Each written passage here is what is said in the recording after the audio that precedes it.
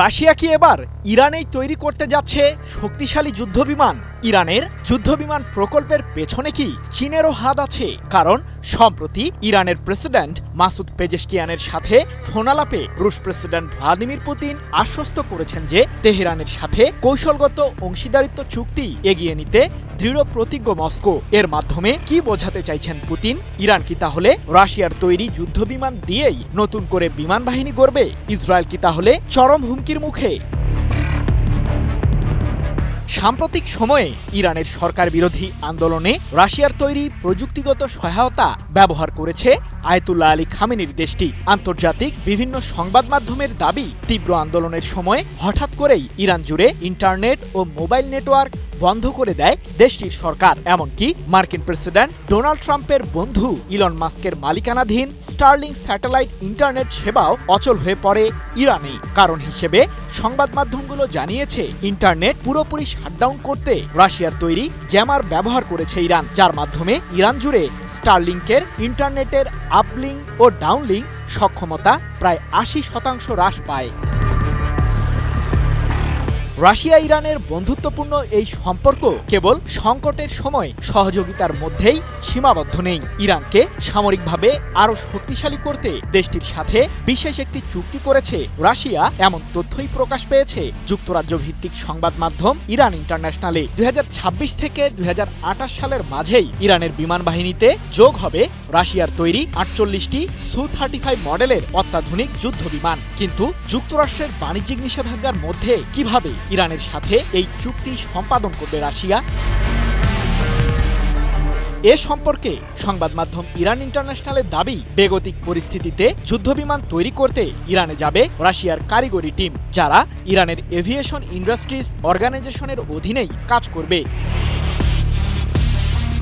তবে বর্তমান প্রেক্ষাপটে শত্রুপক্ষের বিরুদ্ধে পাল্লা দিতে ইরানকে মিগ-29 সিরিজের যুদ্ধবিমান দিয়েছে রাশিয়া। গত বছরের অক্টোবরে এমন তথ্যই জানিয়েছিলেন ইরানের পার্লামেন্টের আইন প্রণেতা আবুল ফজল জোহরেভান। এছাড়াও রাশিয়ার তৈরি বিমান প্রতিরক্ষা ব্যবস্থা S-400 ও চীনের তৈরি HQ-9 মডেলের এয়ার ডিফেন্স সিস্টেম যোগ দেবে ইরানের সামরিক বহরে, এমন দাবিও করেন তিনি।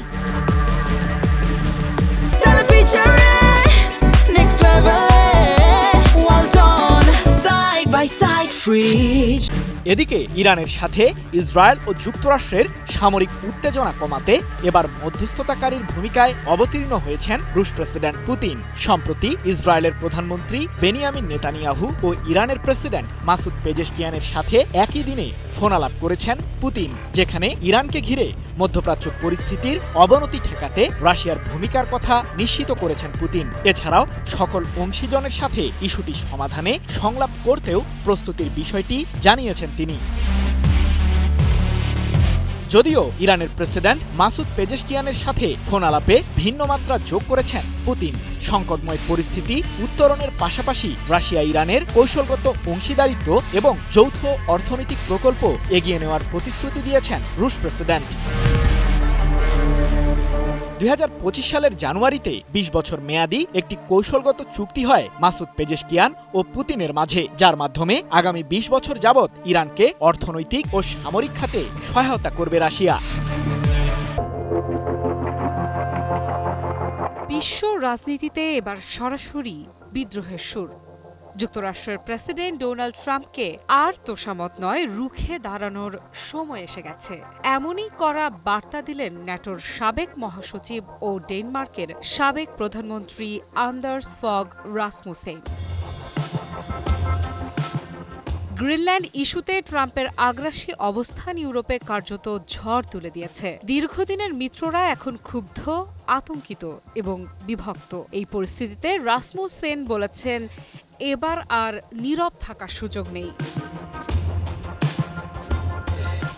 ব্রিটিশ গণমাধ্যম বিবিসিকে দেয়া সাক্ষাৎকারে রাসমুসেন সোজাসাপটা বলেন, প্রেসিডেন্ট ট্রাম্পকে খুশি রাখার সময় শেষ।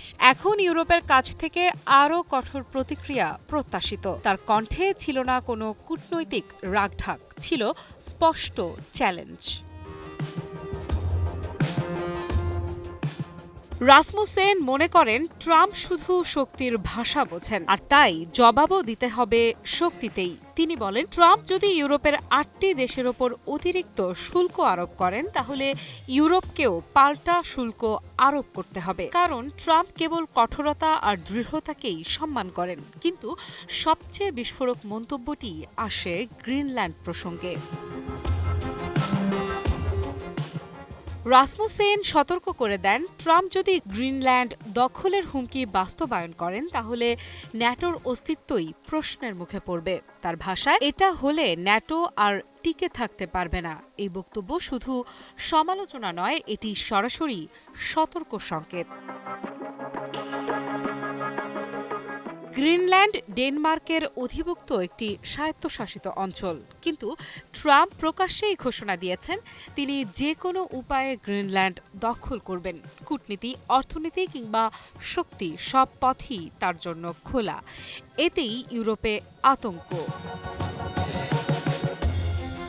রাসমুসেন বলেন, এখন সময় এসেছে ট্রাম্পের বিরুদ্ধে দৃঢ়ভাবে দাঁড়ানোর। তার মতে, আজ যদি ইউরোপ পিছু হটে তাহলে কাল আরও বড় আগ্রাসনের মুখে পড়তে হবে। এদিকে ট্রাম্প নিজেও কোনো রাখঢাক রাখছেন না। প্রকাশ্যে ইউরোপকে হুমকি দিচ্ছেন তিনি। বিশেষ করে ফ্রান্স ও জার্মানিকে লক্ষ্য করে ট্রাম্পের ভাষা আরও আক্রমণাত্মক। এমনকি ফরাসি প্রেসিডেন্ট ইমানুয়েল ম্যাক্রোকে ক্ষমতাচ্যুত করার হুমকিও দিয়েছেন তিনি, যা ইউরোপীয় রাজনীতিতে নজিরবিহীন। ট্রাম্পের স্পষ্ট বার্তা, গ্রিনল্যান্ড দখলের পথে কেউ বাধা দিলে তার ফল ভোগ করতে হবে। ইউরোপ বা ন্যাটো যদি তাকে সহায়তা না করে তবে তাদের বিরুদ্ধেও অবস্থান নেবেন তিনি। এই হুমকিতেই ইউরোপে বাজছে বিপদের ঘণ্টা, কারণ এটি শুধু গ্রিনল্যান্ড নয়, এটি ইউরোপের দেশগুলোর সার্বভৌমত্ব, ন্যাটোর ভবিষ্যৎ এবং পশ্চিমা জোটের বিশ্বাসযোগ্যতার প্রশ্ন। বিশ্লেষকেরা বলছেন, ট্রাম্পের এই অবস্থান ন্যাটোর ভীতি নড়িয়ে দিচ্ছে। একদিকে যুক্তরাষ্ট্র, অন্যদিকে ইউরোপ, দুই পক্ষ মুখোমুখি দাঁড়িয়ে গেলে সবচেয়ে বড় সামরিক জোটের ভবিষ্যৎ কোথায়? রাসমুসেনের বক্তব্য তাই শুধু একজন সাবেক নেতার মতামত নয়, এটি ইউরোপের ভেতরে জমে ওঠা ক্ষোভের প্রকাশ। মধ্যপ্রাচ্যে চলে এসেছে যুক্তরাষ্ট্রের যুদ্ধবিমান। মার্কিন প্রেসিডেন্ট ডোনাল্ড ট্রাম্প কি অবশেষে ইরানের বিরুদ্ধে যুদ্ধের ঘোষণা দিতে চলেছেন? তাহলে কি ইসরায়েলও প্রস্তুতি সেরে ফেলেছে? অচিরেই কি শুরু হচ্ছে ইরানকে ঘিরে বড় যুদ্ধ? আন্তর্জাতিক সংবাদ মাধ্যমগুলোর দাবি, ইরানের বিরুদ্ধে শক্তিশালী হামলা চালাতে যুক্তরাষ্ট্রের সামরিক কর্মকর্তাদের সাথে দফায় দফায় বৈঠক করছেন ট্রাম্প। এমনকি পারস্য উপসাগরের দিকেও তেড়ে আসছে মার্কিন বিমানবাহী রণতরী। ওদিকে আবার ইসরায়েলও জানিয়েছে তারাও প্রস্তুত। প্রশ্ন হলো, পূর্ণাঙ্গ যুদ্ধের জন্য প্রস্তুত তো ইরান? ইহুদিবাদীদের ঠেকাতে কি পদক্ষেপ নিচ্ছে তেহরান? অবশেষে কি সিদ্ধান্ত নিয়েই ফেললেন ট্রাম্প? কারণ এর আগে ইরানের বিরুদ্ধে সামরিক হামলা চালাতে গত সপ্তাহেই হুমকি দিয়েছিলেন মার্কিন প্রেসিডেন্ট, কিন্তু বিপত্তি বেঁধেছিল ইসরায়েলকে নিয়ে। সে সময় ইসরায়েলের প্রধানমন্ত্রী বেনিয়ামিন নেতানিয়াহু ট্রাম্পকে জানান, ইরানে হামলা হলেই পাল্টা প্রতিক্রিয়া হিসেবে ইসরায়েলে আক্রমণ চালাবে আয়াতুল্লাহ আলী খামেনির দেশটি, যার জন্য মোটেও প্রস্তুত নন নেতানিয়াহু। কারণ ইসরায়েলের প্রতিরক্ষা ব্যবস্থাগুলো একেবারেই দুর্বল অবস্থায় ছিল। কিন্তু এক সপ্তাহের মাথাতেই সবকিছু যেন আবার পাল্টে গেল। ইসরায়েলের পার্লামেন্টে দাঁড়িয়ে ১৯ জানুয়ারি নেতানিয়াহু বলেছেন, ইরান আক্রমণ করলেই নজিরবিহীন শক্তির সাথে জবাব দেবে ইসরায়েল। আমাদের হামলায় ইরানে যা ঘটবে তা কেউ কল্পনা করতে পারবে না। তবে যাই ঘটুক না কেন, যুদ্ধ শুরু হলে ইরান আর পূর্বের অবস্থায় ফিরতে পারবে না।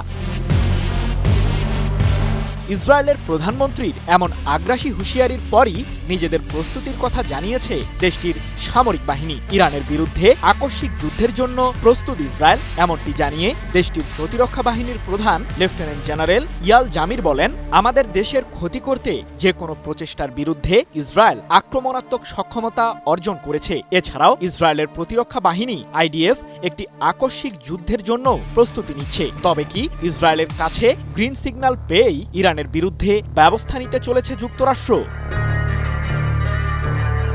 মার্কিন সংবাদ মাধ্যম ওয়াল স্ট্রিট জার্নালের বরাতে ২১ জানুয়ারি যুক্তরাজ্য ভিত্তিক সংবাদ মাধ্যম ইরান ইন্টারন্যাশনাল তাদের এক প্রতিবেদনে দাবি করেছে যে মধ্যপ্রাচ্যে অতিরিক্ত সামরিক রসদ মোতায়েন করেছে যুক্তরাষ্ট্র। এরই মধ্যে অঞ্চলটির একটি সামরিক ঘাঁটিতে F-15 মডেলের স্ট্রাইক ঈগল যুদ্ধবিমান নিয়ে এসেছে মার্কিন কেন্দ্রীয় কমান্ড। আর পারস্য উপসাগরের দিকেই এগিয়ে যাচ্ছে যুক্তরাষ্ট্রের বিমানবাহী রণতরীও। কি বুঝলেন ভাই? অনলি জেডাই চাই।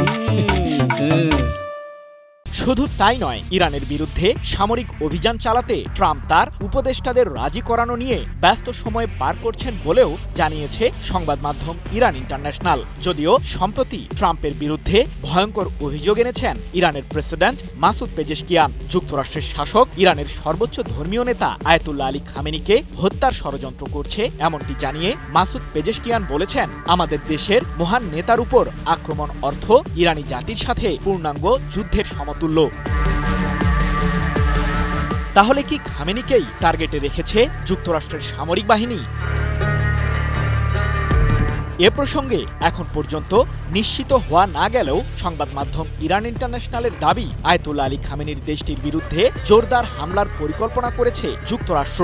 আর মার্কিন সামরিক বাহিনীর আগ্রাসনের শিকার হতে পারে ইরানের সর্বোচ্চ প্রতিরক্ষা বাহিনী IRGC। এছাড়াও ইরানের ইসলামী প্রজাতন্ত্রের পতন ঘটানোরও ষড়যন্ত্র করছেন মার্কিন প্রেসিডেন্ট ট্রাম্প। তাই বিশ্লেষকদের ধারণা, যুক্তরাষ্ট্র মূলত এবারের হামলায় খামেনির শাসন ব্যবস্থার পতন নিশ্চিত করতে যাচ্ছে।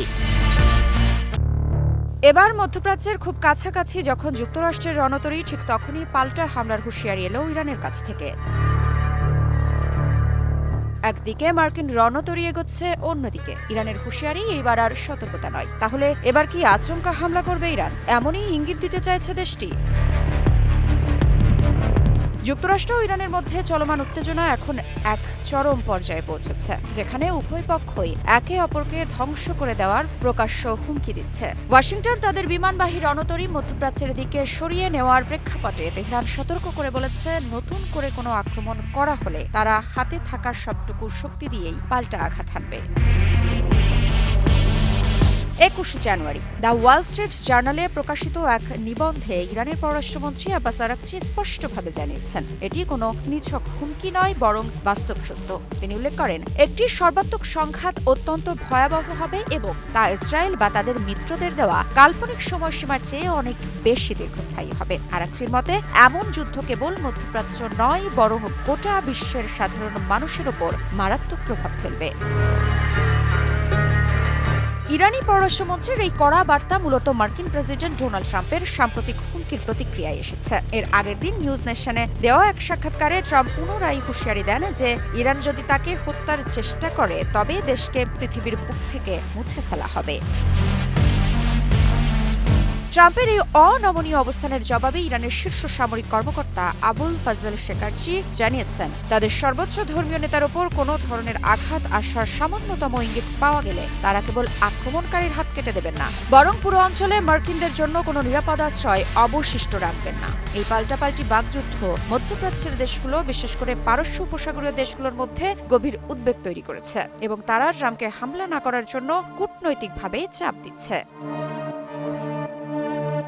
সামরিক প্রস্তুতির অংশ হিসেবে যুক্তরাষ্ট্রের বিমানবাহী রণতরী USS আব্রাহাম লিঙ্কন ইতোমধ্যে দক্ষিণ চীন সাগর পেরিয়ে মালাক্কা প্রণালী অতিক্রম করেছে। জাহাজ ট্র্যাকিং ডেটা অনুযায়ী রণতরীটি এখন ভারত মহাসাগরে অবস্থান করছে এবং সেখান থেকে মধ্যপ্রাচ্যের জলসীমায় পৌঁছাতে মাত্র কয়েকদিন সময় লাগবে।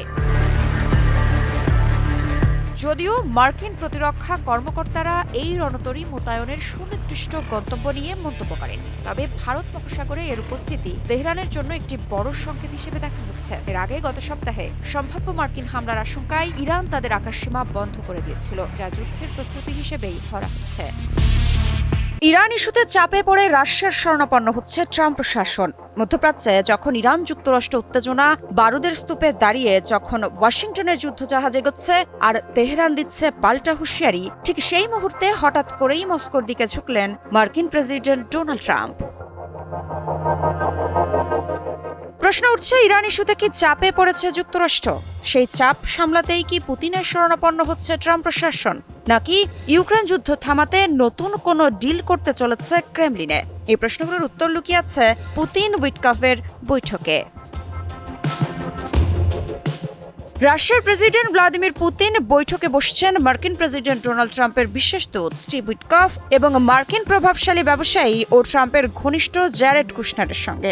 রাশিয়ার নিরাপত্তা পরিষদের স্থায়ী সদস্যদের সঙ্গে বৈঠকে নিজেই এই তথ্য নিশ্চিত করেন ভ্লাদিমির পুতিন। পুতিনের মতে ইউক্রেন ইস্যুতে চলমান সংলাপ এগিয়ে নিতেই মস্কো আসছেন উইটকফ ও কুশনাররা। তবে প্রশ্ন, কেন এই বৈঠক এত গুরুত্বপূর্ণ? এই বৈঠকটি এমন এক সময় হচ্ছে যখন চারদিকে ইরান যুক্তরাষ্ট্র সম্পর্ক ভয়াবহ উত্তেজনার মধ্য দিয়ে যাচ্ছে। মধ্যপ্রাচ্যে যুদ্ধের আশঙ্কা বাড়ছে, আর অন্যদিকে ইউক্রেন যুদ্ধ নিয়ে পশ্চিমা বিশ্বে ক্লান্তি স্পষ্ট। বিশ্লেষকদের মতে ইরান ফ্রন্টে চাপ বাড়ায় ট্রাম্প প্রশাসন এখন একাধিক সংকট একসঙ্গে সামলাতে চাইছে না। ফলে ইউক্রেন ইস্যুতে রাশিয়ার সঙ্গে সমঝোতার পথ খুঁজছে ওয়াশিংটন। আর সেই কারণেই হঠাৎ করে পুতিন হয়ে উঠেছেন ট্রাম্পের কূটনৈতিক ক্যালকুলেশনের কেন্দ্রবিন্দু। পুতিন আরও জানান, এই বৈঠকে আলোচনা করবেন বোর্ড অব পিসে রাশিয়ার সম্ভাব্য অংশগ্রহণ নিয়েও।